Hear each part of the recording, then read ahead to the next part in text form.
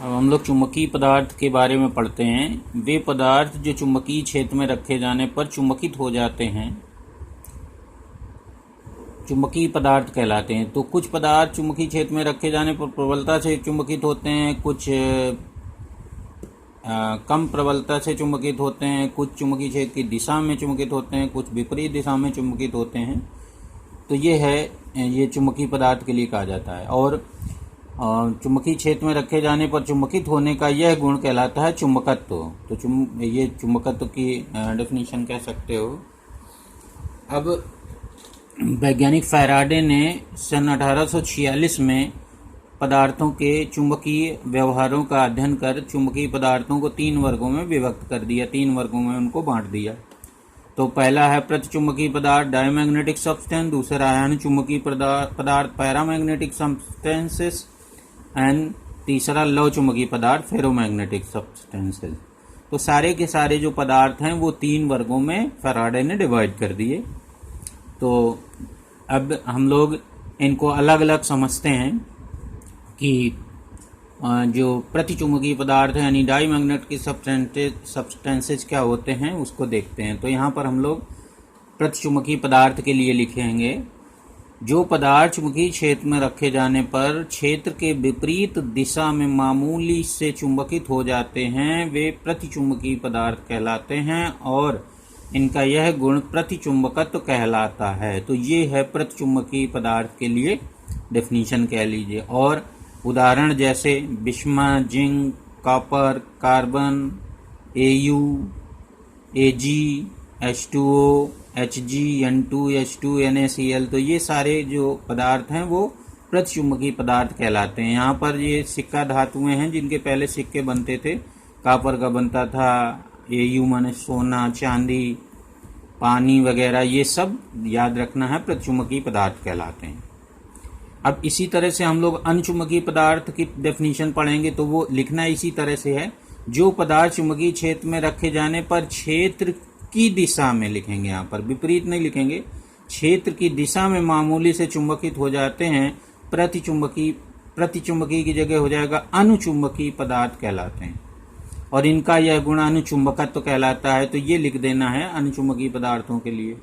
तो इसमें जो उदाहरण है वो Al है, सोडियम है, प्लेटिनम है, Mn है, CuCl2 है, O2 आदि, ये पदार्थ जो हैं वो अनुचुंबकीय पदार्थ कहलाते हैं। तो ये याद रखने हैं, 2 3 4 नाम तो कभी कभी पूछ देता है 1 नंबर में कि प्रतिचुंबकीय पदार्थों के 3 कोई नाम लिखिए।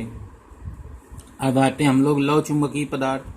तो लौ चुंबकीय पदार्थ में लिखना है, जो पदार्थ चुंबकीय क्षेत्र में रखे जाने पर क्षेत्र की दिशा में प्रबलता से चुंबकित हो जाते हैं उनको लौ चुंबकीय पदार्थ कहते हैं। तो ये लौ चुंबकीय पदार्थ के बारे में लिख दिया जाएगा। और इसके उदाहरण है कोबाल्ट है, निकिल है, Fe आयरन है, Fe3O4 मैग्नेटाइट बोलते हैं, ये आयरन का ये एक अयस्क होता है।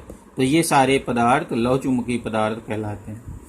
तो इस तरह से जो प्रतिचुंबकीय पदार्थ डायमैग्नेटिक सब्सटेंस, अनुचुंबकीय पदार्थ पैरामैग्नेटिक सब्सटेंस और लौ चुंबकीय पदार्थ फेरोमैग्नेटिक सब्सटेंस है, उनकी ये डेफिनेशन कह सकते हैं। अब हम लोग चुंबकीय पदार्थ व चुंबकत्व से संबंधित कुछ परिभाषाएं पढ़ेंगे। तो जिसमें 1-2 परिभाषा अभी इस वीडियो में देख लेते हैं, बाकी आगे वीडियो में देखेंगे। तो अब चुंबकीय पदार्थ व चुंबकत्व से संबंधित कुछ परिभाषाएं। तो सबसे पहले हम लोग चुंबकीय प्रेरण B के बारे में पढ़ेंगे, जो कि हम लोग अभी तक चुंबकीय क्षेत्र के रूप में यूज करते आए हैं, कैपिटल B। तो इसको वास्तव में चुंबकीय प्रेरण कहा जाता है या चुंबकीय फ्लक्स घनत्व भी कहा जाता है। तो यहाँ पर हम लोग पहले B के बारे में पढ़ते हैं, चुंबकीय प्रेरण।